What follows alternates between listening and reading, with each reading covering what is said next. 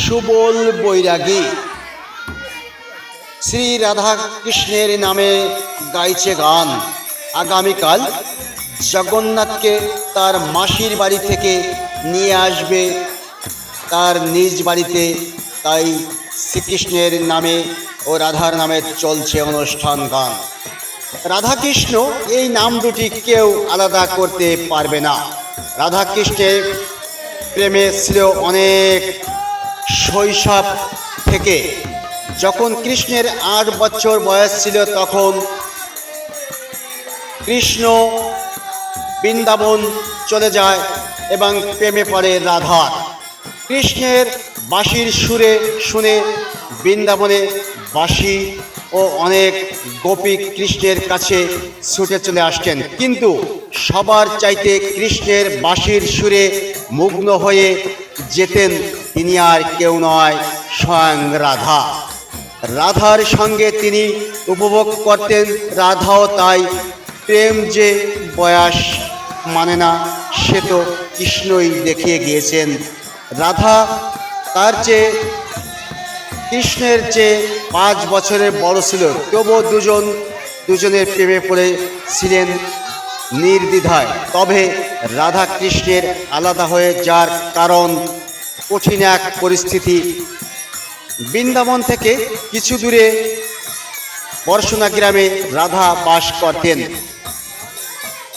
বাঁশির মধুর সুরে রাধা দৌড়ে যেতেন শ্রীকৃষ্ণের কাছে। একদিন বৃন্দাবন ছেড়ে মধুবার উদ্দেশ্যে রওনা দিতে হয় শ্রীকৃষ্ণের। পুরো গ্রাম মধুবার যাবার উদ্দেশ্যে খুব কষ্ট পেয়েছিল। যাবার আগে একবার রাধার সঙ্গে দেখা করতে গিয়েছিল কৃষ্ণ। তখন কৃষ্ণের মনে ও রাধার মনে ঝড় বয়ে গিয়েছিল। দুজনের দিকে তাকিয়ে মধুর স্বপ্নের পৃথিবীতে চলে গিয়েছিল সেই শ্রীকৃষ্ণ ও রাধা।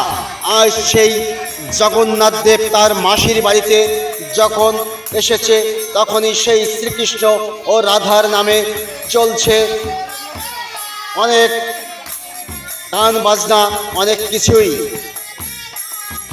রাধা যখন যমুনার ঘাটে জল আনতে যেতেন তখন শ্রীকৃষ্ণের বাঁশির সুরে যমুনার ঘাট থেকে দৌড়ে চলে যেতেন সেই কৃষ্ণের কাছে।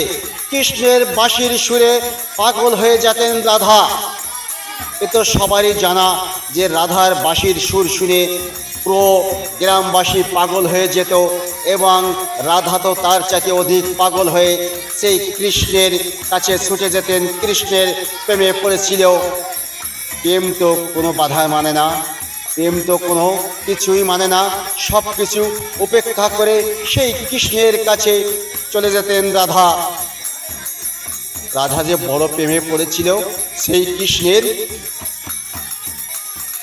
সেই বৃন্দাবনে রাধার কাছে কৃষ্ণের কাছে ছুটে যেতেন রাধা বাঁশির সুরে। রাধা কৃষ্ণের মিলন হবে বৃন্দাবনে, এ সবাই জানে, এবং মিলন হবেই সেই রাধা কৃষ্ণের কথা কেই না জানে। সেই কলসি কাঁধে নিয়ে রাধা চলে যেতেন যমুনার ঘাটে, এবং রাধার কৃষ্ণের বাঁশির সুরে রাধা পাগল হয়ে কৃষ্ণের কাছে ছুটে যেতেন সেই বৃন্দাবনে। অনেক ঘটনা হয়েছে, সব ঘটনাই বলা যাচ্ছে না, তবে অনেক কিছুই জানেন সেই বৃন্দাবনের ঘটনা। বৃন্দাবনে বহুত কিছু হয়েছে কৃষ্ণে এবং রাধার, সেই রাধা কৃষ্ণের যে ঘটনা আপনারা সবাই জানেন। রাধা কৃষ্ণের প্রেম এ অনেক আগের ঘটনা, এবং অনেক কিছুই হয়েছে সেই রাধা কৃষ্ণের প্রেম নিয়ে, কিন্তু কোনো কিছুই মানে নাই। সেই রাধা অপেক্ষা করে কৃষ্ণের সঙ্গে প্রেম করেছে এবং কৃষ্ণের প্রেমে পড়েছে। কৃষ্ণের বাঁশির সুরে রাধা দৌড়ে যেতেন সেই কৃষ্ণের কাছে।